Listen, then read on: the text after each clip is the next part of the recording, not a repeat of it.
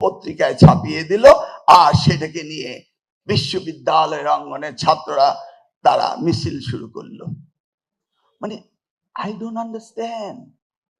একটি বিষয়ে সিদ্ধান্ত নিতে হলে এটা আলোচনা হবে আলোচনার টেবিলে, সেখান থেকে রেজুলেশন হয়ে আমার কাছে আসবে।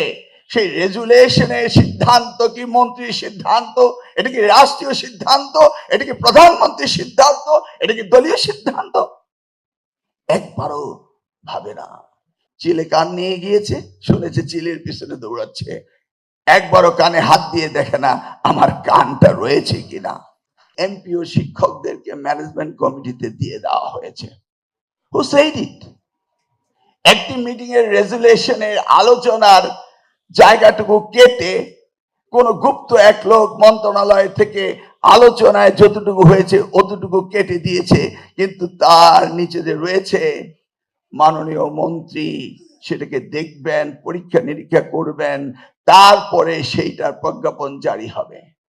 সেই জায়গাটি ওই চিঠির মধ্যে রয়েছে, সেই জায়গাটুকু না দিয়ে পত্রিকায় ছাপিয়ে দিল, আর সেটাকে নিয়ে বিশ্ববিদ্যালয়ের অঙ্গনে ছাত্ররা তারা মিছিল শুরু করলো।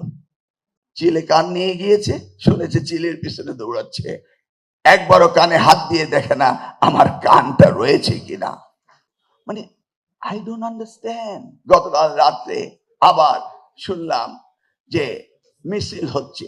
কোথায়? জাহাঙ্গীরনগর বিশ্ববিদ্যালয়ে ভিসি রয়েছেন, ঢাকা বিশ্ববিদ্যালয়ে মিছিল হচ্ছে, জগন্নাথ কলেজের ইউনিভার্সিটি ভিসি রয়েছেন, সেখানে মিছিল হচ্ছে।